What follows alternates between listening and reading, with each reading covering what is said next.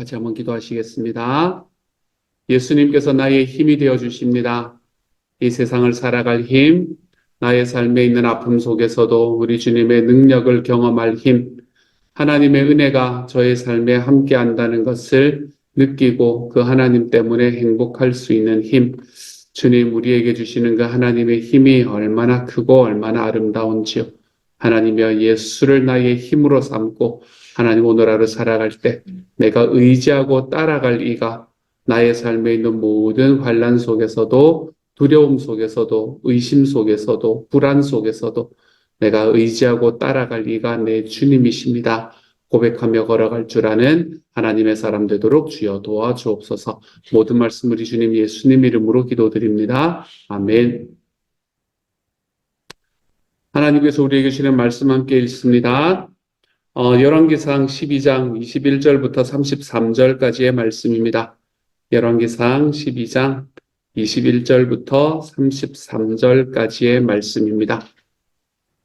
우리 같은 목소리를 함께 읽도록 하지요. 21절부터 33절입니다. 시작.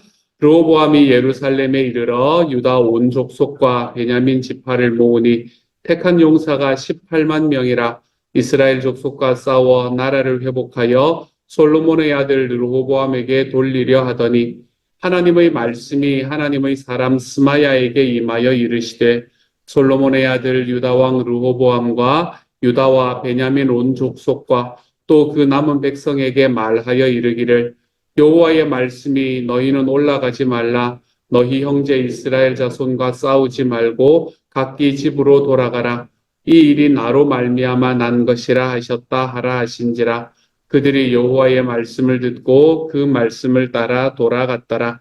여로보암이 에브라임 산지에 세겜을 건축하고 거기서 살며 또 거기서 나가서 분회를 건축하고 그의 마음에 스스로 이르기를 나라가 이제 다윗의 집으로 돌아가리로다. 만일 이 백성이 예루살렘에 있는 여호와의 성전에 제사를 드리고자 하여 올라가면 이 백성의 마음이 유다 왕 된 그들의 주 르호보암에게로 돌아가서 나를 죽이고 유다의 왕 르호보암에게로 돌아가리로다 하고 이에 계획하고 두 송아지를 금송아지를 만들고 무리에게 말하기를 너희가 다시는 예루살렘에 올라갈 것이 없도다.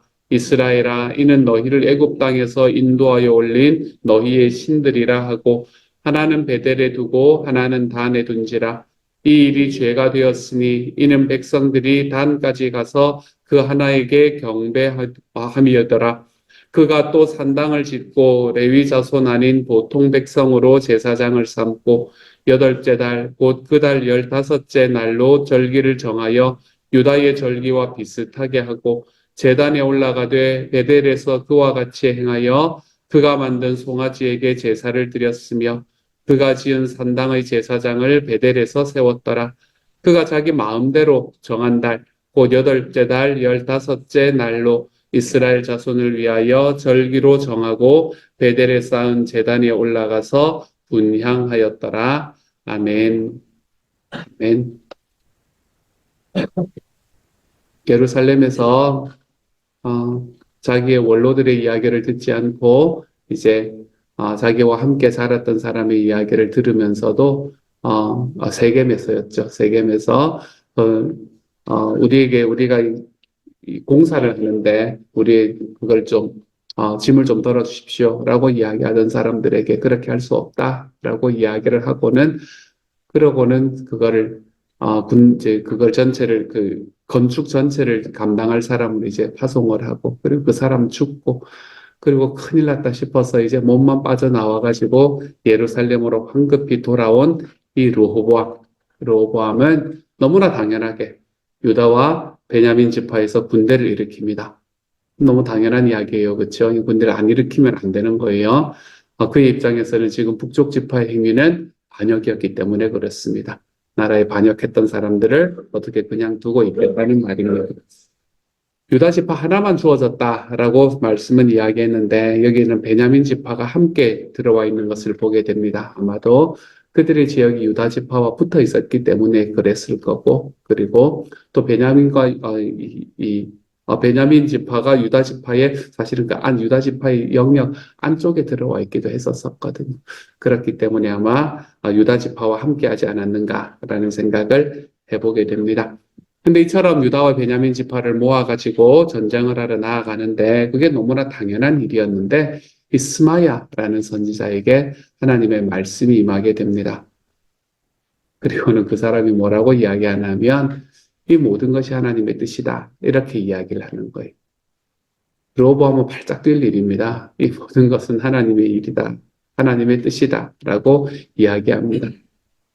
팔짝 뛰고 어떻게 분해서 어떻게 해야 될지 몰라야 될 것 같은 이 로보암은 또 신기하게도 그 말씀에 순종해서 유다로 돌아갑니다. 전쟁이 일어날 것이 그냥 덮여져 버린 것을 보게 됩니다. 그러면서 왕국의 분열을 받아들입니다. 그리고 그렇게 하나님의 말씀이 성취되는 것을 볼 수 있습니다. 어쩌면 전쟁을 타러 나가다 보니 자기들이 가지고 있는 능력으로는 이 군대로는 북쪽 지파를 이길 수 없다고 생각을 했을지도 모르겠습니다. 어떤 일들이, 어떤 마음들이 그 중간에 있었는지는 잘 모르겠습니다. 그런데 어쨌든 이 르호보암이 왕국이 분열되는 것을 받아들임으로 인해서 하나님께서 하셨던 말씀이 여기에서 성취되어 버립니다. 르호보암이 북이스라엘과 전쟁을 하러 가겠다, 그들을 정벌하겠다라고 이야기하면서 군대를 일으켰을 때는 아마 나름 많은 계획과 준비가 필요했을 겁니다. 여러 준비를 하고 여러 계획을 하고 갔겠지요. 어쩌면 전쟁을 하면 이길 수 있다는 자신감도 그 안에 좀 있었는지도 모르겠습니다. 국력으로 보면 이제 이쪽에 붙은 이 지파들과 저쪽에 붙은 지파들의 크기로 보면 자기들이 굉장히 밀리는 건 사실이지만 하지만 겉으로 보기에는 일단은 반역을 처벌하고 그리고 나라의 통일을 유지한다라는 명분, 굉장히 중요한 명분이거든요. 이런 명분도 그들 쪽에 있었던 겁니다. 그런데 명분이 어떻고, 그들이 전쟁을 하러 나아가는 계획이 어떻고, 그리고 준비가 어떻고, 자신감이 어떻고 하는 이 모든 것들도 하나님의 뜻과 상관이 없다면 아무런 소용이 없었습니다. 아무리 자신감이 있었어도, 아무리 명분이 있었어도, 그들이 하나님의 뜻과 다른 길을 걸어가고 있었다면 그것은 아무런 소용이 없었습니다. 르호보암이 그랬던 것처럼 지금 우리의 삶에서도 우리가 어떤 일을 이루려고 할 때 우리가 행하는 첫 번째 일은 계획하고 그리고 준비하고 그것을 위해서 노력하는 것 너무나 필요합니다.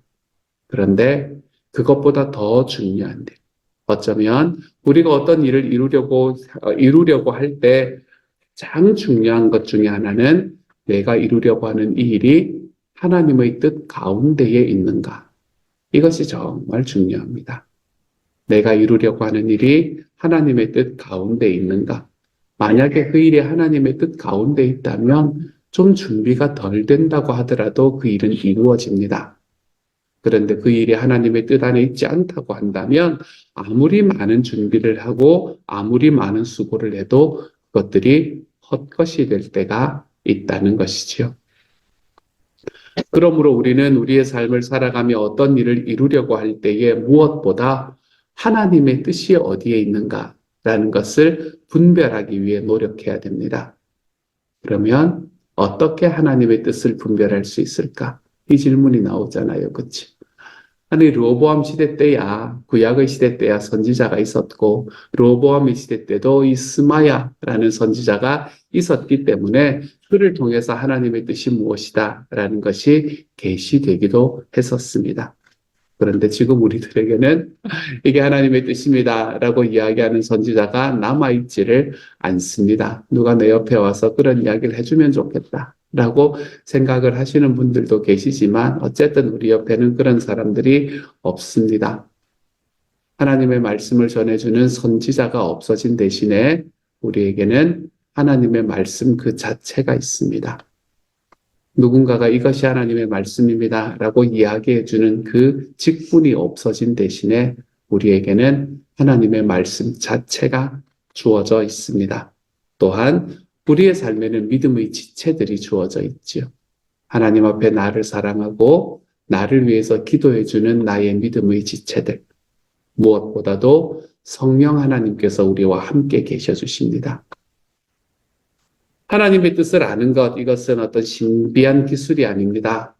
우리가 하나님과 날마다 교제하는 가운데에 우리가 왜 누군가와 함께 시간을 점점 많이 보내면 그 사람의 뜻이 어디에 있는지를 직관적으로 알 수 있지 않습니까? 그렇죠? 어떤 일이 있을 때, 저 사람은 이렇게 결정할 거야 라는 걸 직관적으로 알 수 있지 않습니까? 그러므로 우리는 하나님의 말씀과 늘 교제하며 살아갈 줄 알아야 됩니다. 하나님의 뜻을 아는 것은 신기한 기술이 아니라 하나님과 교제하는 가운데 하나님의 마음을 점점 더 품어나가는 겁니다. 하나님과 교제하는 가운데 하나님께서 나의 삶에 주시는 그 하나님의 뜻을 점점점 더 크게 품는 거예요. 그러면서 더 지혜롭게 되는 것을 의미합니다. 그게 하나님의 뜻을 안다라는 겁니다.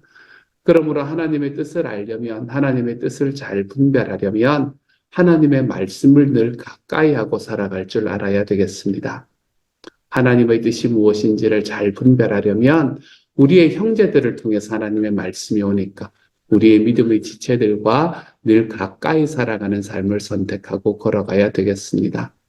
하나님의 뜻을 잘 알려면 내 안에서 역사하고 계시는, 내 안에 들어오셔서 늘 나와 함께 계시고 내 삶에 역사하시는 성령 하나님께 민감하게 살아갈 줄 알아야 되겠습니다.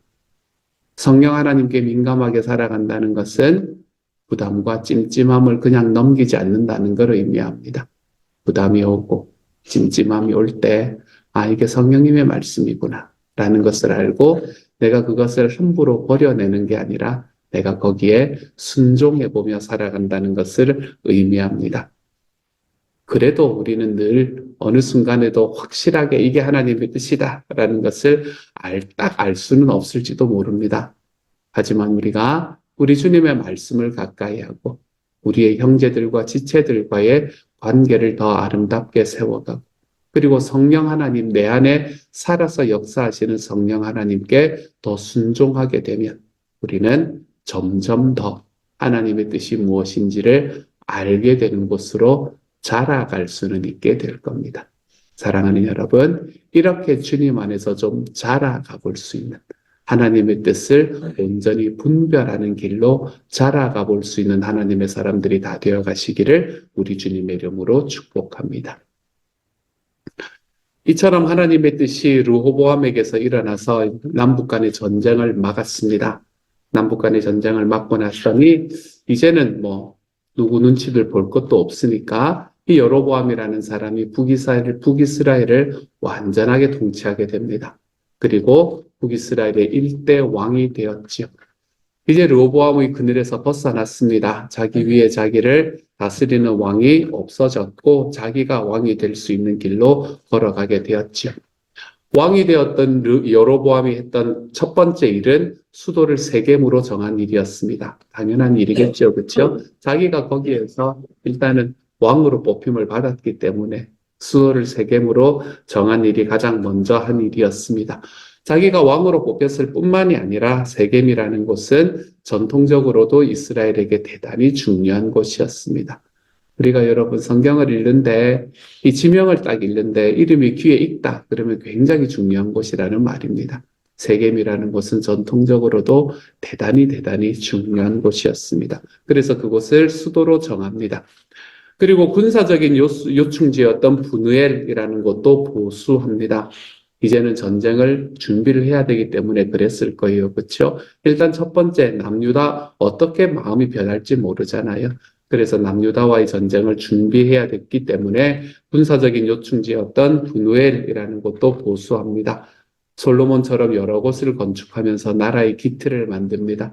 나라의 기틀을 만든다는 것은 너무 이렇게 올바르고 또 당연히 해야 될 일인 것 같지만 한 가지 재미있는 것은 아닌가요? 예, 제가 재미있다는 표현을 너무 자주 쓰는 것 같아요. 재미있는 건 아닌데 한 가지 이상한 것은 백성들이 우리가 그거 하는 게 이 부역을 하는 게 너무 힘드니까 우리에게 부역을 좀 줄여주십시오라는 그 이야기로 왕이 되었던 사람이 백성들을 부역하는 이런 일들을 하고 있다라는 것은 좀 아이러니이기는 합니다. 그래도 어쨌든 이렇게 나라의 기틀을 마련하는 자리로 걸어갑니다. 그런데 이렇게 나라의 기틀을 마련하고 난 다음에 이제 수도도 정하고 그리고 성들도 보수하고 난 다음에 이 일대 왕이 되었던 북이스라엘의 일대 왕이 되었던 여로보암은 대단히 이상한 생각을 하게 됩니다.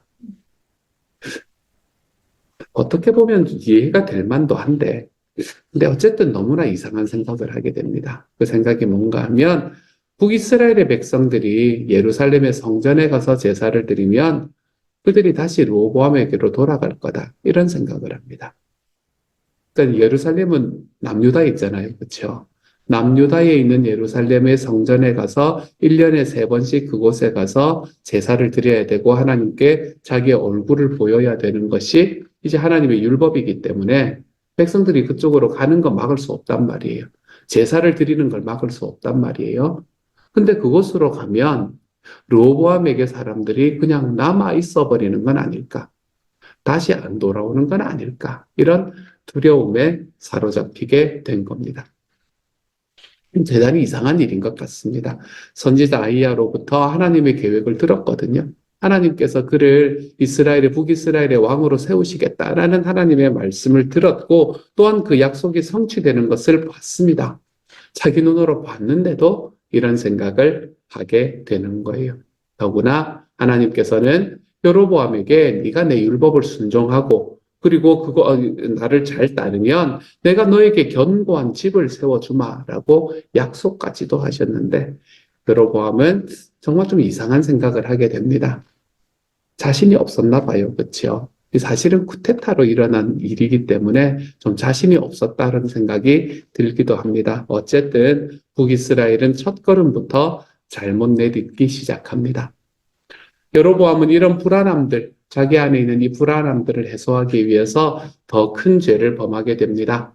그 더 큰 죄가 무엇이었나 하면 북이스라엘의 가장 남쪽과 가장 북쪽에 그게 이제 오늘 그게 이 제단이 세워진 곳은 이제 그런 곳입니다. 단이 북이스라엘의 제일 북쪽에 있는 곳이거든요. 그래서 제일 북쪽과 제일 남쪽에 금송아지를 세웁니다. 그리고는 그것들이 하나님이다라고 가르치고 있는 거예요. 금송아지다. 딱 생각나는 장면이 있지 않습니까? 그렇죠? 이집트에서 백성들이 나올 때에 백성들이 그곳에서 모세가 산에 올라가서 40일을 머물고 있으니까 모세가 죽었다. 우리는 이제 어디로 가냐? 그러니까 우리를 위한 신을 만들어내세요. 라고 아론에게 이야기를 하고 그 아론이 만들어 주었던 신이 바로 이 금송아지가 아니었습니까? 이스라엘 전체 역사를 보면 이스라엘 전체 역사를 보면 이 우상 중에서도 가장 큰 우상, 그것이 바로 이 금송아지가 아니었습니까? 이 금송아지를 나라에 세우고는 그것이 너희들의 신이다 라고 이야기합니다. 한 가지 분명한 것은 여기서 여로보암이 하나님을 제외하고 다른 신을 이야기한 건 아닙니다. 이게 하나님이라 그랬던 거예요. 이 금송아지가 하나님의 현신이다. 이렇게 이야기하는 겁니다. 여호와 하나님을 섬기는 거였어요. 하지만 금송아지의 모양의 하나님을 섬기고 있는 것이었습니다. 그것뿐만이 아니었습니다. 여로보암의 잘못된 행동은 계속해서 이어지게 됩니다. 산당들을 많이 지었다. 라고 오늘의 말씀은 또 이야기합니다. 베델과 단에 있는 금송아지만으로는 부족했던 것인지 산당들을 많이 짓습니다. 그것뿐만이 아닙니다. 아마도 성전이 남유다에 있었기 때문에 예루살렘에 있었기 때문에 이 레위 사람들은 북이스라엘로 오지 않았던 것 같습니다. 왜냐하면 자기들이 일할 곳이 거기잖아요. 그렇죠? 성전에서 일하는 사람들이었기 때문에 아마 그 성전의 주변에 남아 있었던 것 같습니다. 그래서 레위 사람들도 자기 신들을 이 금송아지를 자기 하나님이죠. 그렇죠? 북이스라엘의 하나님을 섬기게 만들 수가 없었기 때문에 그는 레위 지파가 아닌 사람들로 제사장을 삼습니다.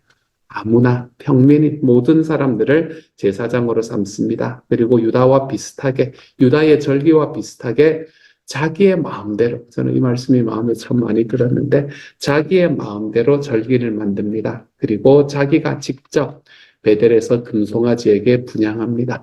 누구 생각이 나나 하면 사울 생각납니다. 그렇죠? 자기가 직접 올라가서 분향을 하려고 했던 그 사울의 생각이 납니다. 여로보암이 이렇게까지 했던 이유가 무엇일까? 마음을 먹고 작정을 하고 하나님에게로부터 떠나려고 한 거 아니거든요. 여로보암은 다 이유가 있었습니다. 내가 작정하고 주님에게로부터 떠나야지. 이런 생각을 한 게 전혀 아니었습니다. 여로보암이 이렇게까지 한 이유는 남유다의 성전과 제사를 향한 북이스라엘 백성들의 마음을 돌리게 하기 위해서였지요. 굳이 유다까지 가지 않아도 너희가 하나님을 섬길 수 있다라고 말할 수 있기 위해서였습니다. 이렇게 했던 이 여로보암의 노력 때문에 어쨌든 북이스라엘에도 하나님을 섬기는 데 필요한 것들이 다 마련되었습니다. 제단도 생겼고 제사장도 생겼고 절기도 생겼습니다. 하지만 그 모든 것들은 다 가짜에 불과했습니다. 하나님께서 정하신 게 아니었거든요. 자기 마음대로 정한 것들이었거든요. 그래서 종교적인 모습이 더 멋지게 갖추어져 가면 갖추어져 갈수록 오히려 하나님을 거역하게 되는 것을 볼 수 있게 됩니다. 겉으로 종교 행위를 흉내내는 것으로 만족하며 하나님께서는 그런 거 원하는 게 아닌데 말입니다. 하나님은 우리에게 너무나 분명하게 사울의 이야기에서 너무나 분명하게 이야기하지 않습니까? 나는 너의 중심을 원한다 라고 이야기하지 않습니까? 사무엘도 사울에게 순종이 제사보다 낫다라고 이야기하지 않았습니까? 유다와 이스라엘의 많은 선지자들은 말씀을 따르지 않은 채 행하고 있는 제사는 하나님이 싫어하는 거다라고 이야기하고 있지도 않았습니까? 그런데 저는 이렇게 처음에 여로보암의 모습이 너무나 이상하다라고 생각을 했었습니다. 왜 하나님의 말씀을 듣고도 하나님의 약속을 듣고도 왜 그것을 믿지 못하고 두려움에 잡히고 왜 하나님을 섬긴다고 이야기하고 하나님을 섬긴다고 하면서 자기 마음대로 이 모든 것들을 만들어갈까? 저는 여로보암의 이 모습이 너무나 이상했습니다. 그런데 이상하다라고 생각을 하고 있으니 내 모습은 다른가? 라는 생각이 저에게 다가오기 시작을 했습니다. 그러면 나는 다른가? 라는 생각이었죠. 사실상 저의 모습도 크게 다르지 않구나라는 생각이 들었습니다. 하나님의 은혜 경험해놓고도 하나님께서 이거는 이루어질 수 있는 일이 아니다라는 그런 일들이 내 삶에서 이루어지는 것을 내가 보면서도 금방 하나님 잊어버리고 금방 불평하고 금방 걱정하기 일수인 제 삶이 보이기 시작했거든. 하나님이 내 삶에 어떤 일을 하셨는가? 저는 시간에 대한 설교를 여러분에게 드리면서 얼마나 많이 생각하고 얼마나 많이 경험했는지 모릅니다. 하나님이 나의 삶을 어떻게 지켜오셨는가? 하나님이 나의 시간을 통해서 나를 어떻게 변화시켜 오셨는가? 라는 이것이 제 마음에 정말 이렇게 콕콕 와닿아가지고 제가 하나님 앞에 얼마나 많이 감사하고 얼마나 많이 울었는지 모릅니다. 그런데도 걱정하고 그럴 때도 두려움 가운데 있습니다. 이게 나구나. 여로보암이 바로 내 모습이구나 하는 생각을 저는 오늘의 말씀을 준비하면서 떨칠 수가 없었습니다. 하나님을 의지하기보다는 인간적인 방법으로 문제를 해결하려 할 때가 제 삶에 있습니다. 때로는 하나님께서 별로 좋아하시는 것 같지 않아 라고 생각하는 방법들까지 사용하면서도 내 삶의 문제를 내 뜻대로 해결하기 위해서 힘써 노력하는 저의 모습을 바라볼 수가 있었습니다. 여로보암이 불안해하던 것이 어느 정도 이해는 갑니다. 백성들 가운데 그의 정통성을 인정하지 않는 사람들도 있었을 겁니다. 여로보암이 뭐냐? 우리의 왕은 다윗 왕조다. 이렇게 이야기하는 사람이 북이스라엘은 왜 없었을까요? 그런 사람들도 있었을 겁니다. 예루살렘에 성전이 있다라는 이유로 하나님은 유다 편이다라고 생각하는 사람들도 있었을 겁니다. 그때는 하나님이 거하시는 곳이 우리의 마음이 아니고 나와 함께 계시는 분이 아니고 하나님은 성전에 거하신다라고 믿던 시기였기 때문에 성전이 유다에 있다라는 그 사실만으로도 하나님은 유다의 편이구나라고 생각을 하며 마음에 힘들어하는 사람들이 분명히 있었을 겁니다. 하지만 그럴수록 여로보암은 하나님의 약속을 붙들어야만 했습니다. 자기의 생각과 계획을 의지하지 말고요. 사랑하는 여러분, 우리들도 어려운 일들로 인해 불안해질수록 더욱 하나님을 의지하며 나아가는 하나님의 사람들이 되시기를 소망합니다. 여로보암이 걸어갔던 이 삶의 길이 우리에게는 날개가 될 수 있기를 소망합니다. 내가 어렵고 힘든 삶을 경험하면 경험할수록 내 삶에 두려움과 불안이 생겨나면 생겨날수록 나는 주님의 길을 붙들고 주님을 의지하며 살아가리라. 우리의 삶에서 이런 고백이 하나님 앞에 드려지고 이런 삶의 경험이 우리의 삶에서 나타날 수 있는 하나님의 사람들이 되어 가시기를 우리 주님의 이름으로 축복합니다. 같이 한번 기도하도록 하지요. 사랑하는 하나님, 하나님을 경험하고도 주님의 은혜를 알고도 하나님 저의 마음에는 두려움이 쌓입니다. 사랑하는 주님, 주님의 은혜를 경험하고도 저에게는 불안이 있습니다. 감사의 리스트와 불안의 리스트를 함께 써보면 불안의 리스트가 훨씬 더 길구나 하는 걸 보지 않을 수가 없습니다. 주님, 아무런 생각을 하지 않아도 불안은 그냥 툭툭 튀어나옵니다. 그런데 감사는 제가 억지로 노력해야 나오는 게 감사입니다.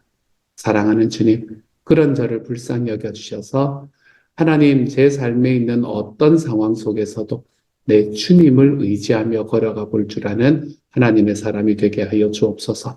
하나님의 말씀을 주님께 나에게 주신 나의 식구들을, 믿음의 식구들을, 성령 하나님을 하나님이여 제가 의지하며 살아갈 수 있는 하나님의 사람이 되게 하여 주옵소서. 그래서 내 하나님 앞에 나의 계획과 나의 능력을 의지하는 것이 아니라 내 주님의 능력을 의지하고 하나님 앞에 두려움이 아니라 감사의 삶을 살아갈 수 있는 주님의 사람이 되게 하여 주옵소서. 모든 말씀 우리 주님 예수님 이름으로 기도드립니다. 아멘. 하늘에 계신 우리 아버지, 아버지의 이름을 거룩하게 하시며 아버지의 나라가 오게 하시며 아버지의 뜻이 하늘에서와 같이 땅에서도 이루어지게 하소서. 오늘 우리에게 일용할 양식을 주시고 우리가 우리에게 잘못한 사람을 용서하여 준 것 같이 우리 죄를 용서하여 주시고 우리를 시험에 빠지지 않게 하시고 악에서 구하소서. 나라와 권능과 영광이 영원히 아버지의 것입니다. 아멘.